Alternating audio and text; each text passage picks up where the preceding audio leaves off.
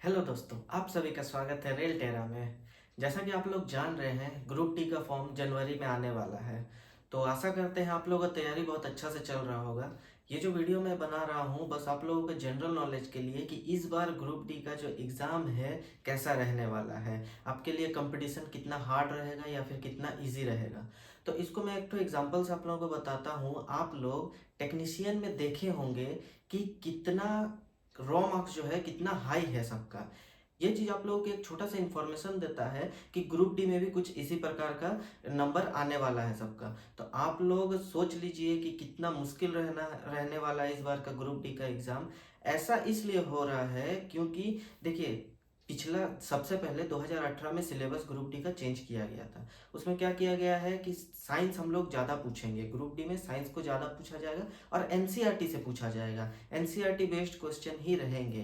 तो लोगों ने क्या किया, उसको ज़्यादा ध्यान नहीं दिया। सोचा कि अरे रेलवे जो बोलता है वो तो कभी करता ही नहीं है, वो जो तो क्वेश्चन घुसा देता है वैसा ही रहेगा।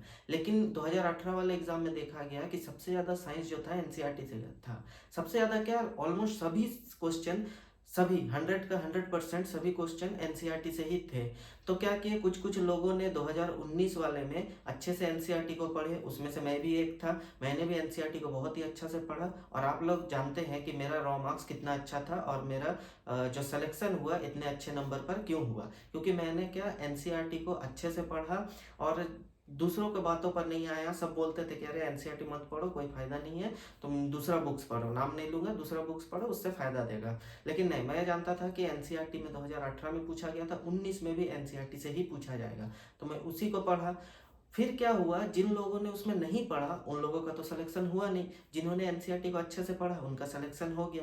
अब लगभग 90% बच्चों को पता चल चुका है कि जो ग्रुप डी है और इस बार जो टेक्नीशियन रहा, दोनों में एनसीईआरटी ज़्यादा इंपॉर्टेंट है और एएलपी में भी एनसीईआरटी बहुत ज़्यादा इंपॉर्टेंट है। तो लोगों ने एनसीईआरटी पढ़ना चालू कर दिया और आप लोग देख सकते हैं टेक्नीशियन का जो रॉ मार्क्स है इतना ज़्यादा गया है। क्यों? क्योंकि सब एनसीईआरटी को अच्छा से पढ़ा था और क्वेश्चन का लेवल भी जो था बहुत ईजी था। ग्रुप डी में भी कुछ इसी प्रकार का आएगा, हो सकता है थोड़ा सा आपको हार्ड करे क्योंकि इसमें फॉर्म ज़्यादा गिरता है, फॉर्म ज़्यादा अप्लाई होता है, उसको थोड़ा कट ऑफ को कम करने के लिए हो सकता है थोड़ा सा इसको डिफिकल्ट बनाए, लेकिन बहुत ज़्यादा डिफिकल्ट नहीं रहेगा। लगभग इसी प्रकार के क्वेश्चन रहेंगे। कुछ कुछ स्टेटमेंट बेस्ड जो क्वेश्चन होते हैं वो थोड़ा ज़्यादा दे सकते हैं, लेकिन आपको इसी टाइप से पढ़ना है। साइंस के लिए एनसीईआरटी मस्ट है। एनसीईआरटी को अगर नहीं पढ़ते हैं तो आप लोगों का सिलेक्शन होने का चांस बहुत कम है। होगा, ऐसा नहीं है कि नहीं होगा। अगर आप लोग बहुत ज़्यादा ब्रिलियंट स्टूडेंट हैं तो आप लोगों का भी सिलेक्शन होगा, लेकिन अगर एनसीईआरटी को पकड़ते हैं तो आपको ज़्यादा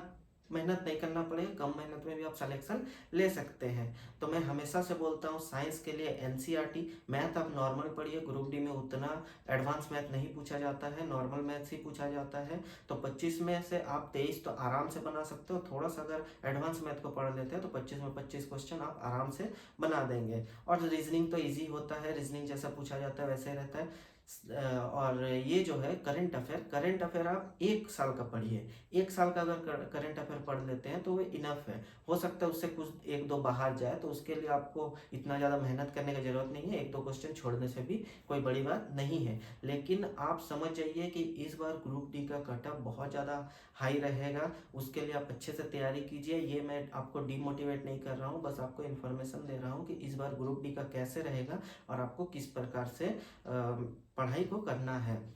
और जब फॉर्म आ जाएगा तो मैं फॉर्म को देख के कौन कौन सा पोस्ट है उस हिसाब से मैं आप लोगों को एक पोस्ट प्रेफरेंस का भी वीडियो बनाऊंगा, किस पोस्ट को पहले रखने से ज़्यादा अच्छा है। आप लोग थोड़ा उसमें फेरबदल कर सकते हैं अपने इंटरेस्ट के हिसाब से, लेकिन एक आपको आइडिया मिल जाएगा कि किस पोस्ट पे कैसा काम रहता है और किस हिसाब से उसको प्रेफरेंस देना चाहिए। पोस्ट पे जो काम रहता है उसको मैं पहले ही वीडियो बनाया हूँ, किस पोस्ट पर कौन सा किस प्रकार का काम रहता है। उसको आप लोग देखना चाहते हैं तो ऊपर में आई बटन में वीडियो आ जाएगा, उसको आप देख के एक जनरल नॉलेज के लिए आप देख सकते हैं कैसा आपका काम रहता है और क्या क्या काम आपको करना पड़ेगा। अभी ग्रुप डी का काम उतना खराब है नहीं, पहले जैसे सफाई वाला ये सब आता था, बहुत मतलब थोड़ा खराब लगता था काम करने में, वो सब काम को हटा दिया गया है। अभी अच्छा काम है। हाँ, मेहनत है, शारीरिक मेहनत थोड़ा ज़्यादा है, लेकिन अभी काम उतना खराब नहीं है। इसलिए ग्रुप डी को आप लोग खराब मत समझिए, क्योंकि एक बार आप लोग अगर रेलवे में घुस जाते हैं, समझिए ये पहला सीढ़ी है। ग्रुप डी जो है रेलवे में घुसने का पहला सीढ़ी है। उसके बाद आप लोगों को बहुत और भी डिपार्टमेंटल मौका मिलेगा डिपार्टमेंटल एग्ज़ाम को दे के ऊपर जाने का। तो ये मत सोचिए ग्रुप डी छोटा नौकरी है, मैं ग्रुप डी का एग्ज़ाम नहीं दूंगा। ग्रुप डी भी इम्पॉर्टेंट है, क्योंकि एक बार आपको बस इंटर करना है रेलवे में। अगर एक बार इंटर कर जाते हैं तो आपको ग्रुप सी बनने में ज़्यादा टाइम नहीं लगेगा। आप पढ़ाई को कंटिन्यू करके रखेंगे तो आराम से आप ऊपर पोस्ट जा सकते हैं। तो जैसे फॉर्म आता है मैं और एक वीडियो लाऊंगा, कैसे उसको पोस्ट प्रेफरेंस देना चाहिए, आपका मेडिकल कब तक हो जाएगा, एग्ज़ाम कैसा रहेगा, हर चीज़ के ऊपर एक डिटेल वीडियो लाऊंगा। तो अगर आप लोग चैनल पर नए हैं तो चैनल को सब्सक्राइब कर लीजिए। वीडियो अगर थोड़ा बहुत भी इन्फॉर्मेटिव लगा तो वीडियो को लाइक कीजिए। कोई भी डाउट है तो कमेंट में पूछिए, क्योंकि मैं सबके कमेंट का आंसर जरूर देता हूँ। तो आपको कोई भी डाउट है तो कमेंट में पूछ सकते हैं, और एक्स्ट्रा कुछ पूछना हो तो आप मुझे इंस्टाग्राम में मैसेज करके पूछ सकते हैं। हाँ, लेकिन इंस्टाग्राम में मैसेज करें तो पहले थोड़ा फॉलो कर दीजिएगा, उसके बाद मैसेज कीजिएगा तो मेरे पास मैसेज आएगा, मैं आपका रिप्लाई जरूर दूंगा। अभी भी बहुत सारे लोग करते हैं और मैं सबका रिप्लाई देता हूँ। मिलते हैं अगले वीडियो में, धन्यवाद।